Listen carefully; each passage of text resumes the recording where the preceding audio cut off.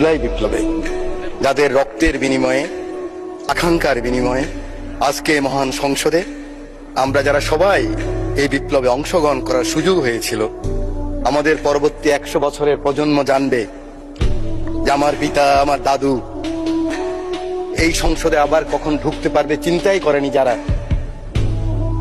2014 সালের 5ই জানুয়ারি হঠাৎ করে এখান থেকে বেরিয়ে গেলাম। আমার পাশে আমার অনেক বন্ধু সেদিন এই সংসদে ছিল। ওরা বলতে পারবে এরকম একটি বিপ্লবের মাধ্যমে যেখানে এই সংসদ ভবনের লুকিয়ে আছে শুনে প্রত্যেকটি রুম ভেঙে ফেলেছে, কোটি কোটি অর্থ টাকা এই সংসদ ভবনে দিয়েছে, গণভবনের ইট নিয়ে গিয়েছে। এটা বিএনপির লোকেরা নেয় নাই, জমাতের লোকেরা নেয় নাই, এটা ফাইয়াজের মারা নেন নাই, আকরামের মারা নেন নাই, আবু সাইদের আম্মা নেন নাই। এটা বাংলাদেশের রিক্সাওয়ালা, শ্রমিক, জনতা সকলে ক্ষোভের বহিঃপ্রকাশ ছিল সেদিনকার সেই সমাপনী আন্দোলন। যে সমস্ত শহীদদের আত্মার মাগফিরাত কামনা করছি, আল্লাহ যেন তাদেরকে বেহেশতের সর্বোচ্চ মাকাম দান করেন। সময় নেই, বলতে পারবো না, শুধু বলতে চাই আর কত যুদ্ধ, আর কত তর্ক, আর কত বিতর্ক, আর কত ছোট করা। এই সংসদটাকে আসুন না সকলে মিলে, সকলের সংসদ, আকাঙ্ক্ষার সংসদ, বাংলাদেশের 16 কোটি 17 কোটি মানুষ যে সংসদ চায়।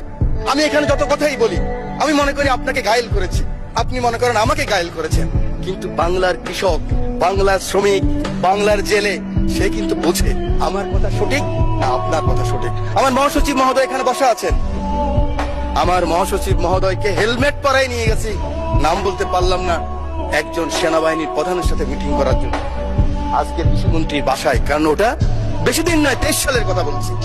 জীবনের বাজি নিয়েই কাটাকুটি করেছি আমরা।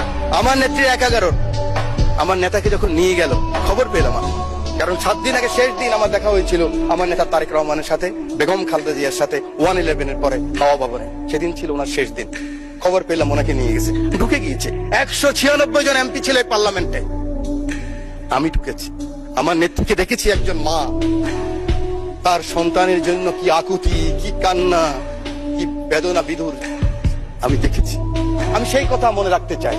আজকে আমরা অনেকে আছি, কিন্তু ষড়যন্ত্র বন্ধ হয়নি। জাতীয়তাবাদী নেতাদেরকে বেঁচে থাকতে হলে অনেক যুদ্ধ করতে হয়, ঐক্যবদ্ধ থাকতে হয়। আমরা সকলে আসুন একমত হই।